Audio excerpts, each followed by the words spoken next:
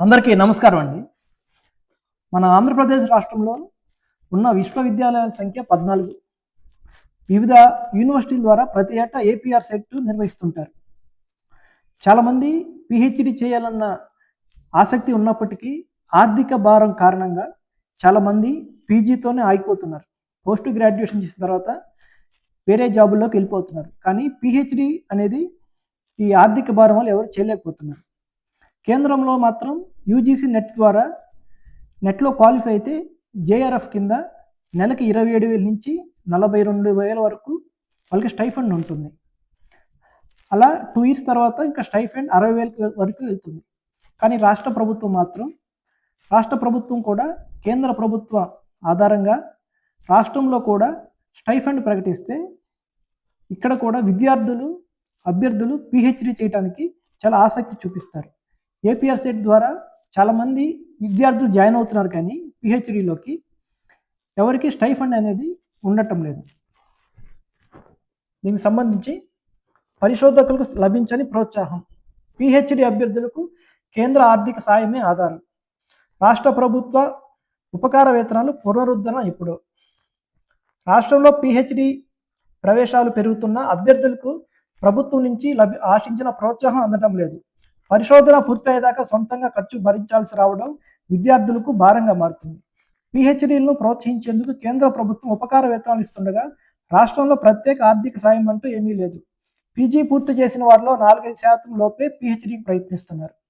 PG చేసేదే వేలల్లో ఉంటే పీహెచ్డీ అనేది చాలా వందల సంఖ్యలకే పరిమితమైంది.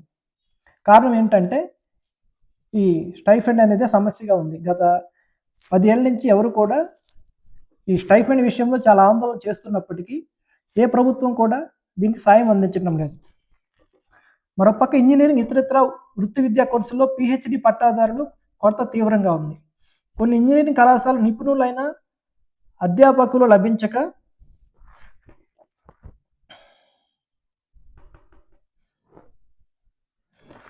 ఆన్లైన్లో తరగతులు బోధిస్తున్నాయి. కేంద్రం నెట్, జేఆర్ఎఫ్, గేట్, సిఎస్ఆర్ఐ ఎంపికైన అభ్యర్థులకు నెలకు 25,000 నుంచి 42,000 అందిస్తుంది. ఈ సాయంతోనే అభ్యర్థులు 3 ఏళ్ల పాటు పరిశోధన చేస్తున్నారు. ఈ అర్హతలు లేని వారు సొంతంగా ఖర్చు భరించాల్సి వస్తుంది. రెగ్యులర్ పీహెచ్డీ పూర్తి చేసేందుకు 3 ఏళ్ల సమయం ఉంటుంది.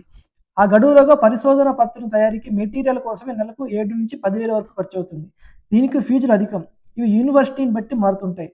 కోర్సు పూర్తయ్యేసరికి 2.5 లక్షల నుంచి 3.5 లక్షల వరకు ఏమవుతుంది. ఇది కేంద్ర ప్రభుత్వంలో నడిచే యూజీసీ నెట్ ద్వారా అభ్యర్థులకు ఇంత మేలు జరుగుతుంది. అదే విషయంలో రాష్ట్ర స్థాయికి వస్తే ఎటువంటి ప్రయోజనము జరగడం లేదు. ఈ విషయంపై రాష్ట్రంలో పరిశోధకులు పెరగాలంటే ప్రభుత్వం నుంచి ఎంతో కొంత ఆర్థిక సహాయం అవసరం. ఆ విధంగా రాష్ట్ర ప్రభుత్వం పీహెచ్డీ చేసేవారి పట్ల ఆర్థిక భరోసా కల్పిస్తున్న హామీ ఇచ్చి స్టైఫండ్ కూడా విడుదల చేస్తే రాష్ట్రంలో పీహెచ్డీ చేసేవారి సంఖ్య అటు ఇంజనీరింగ్ కానీ ఇటు ఆర్ట్స్ కానీ చాలా సబ్జెక్టులు చాలా వేగంగా పురోగతి వస్తుంది. చాలామంది విద్యార్థులు పీహెచ్డీ చేయడానికి ఆసక్తి చూపుతారు.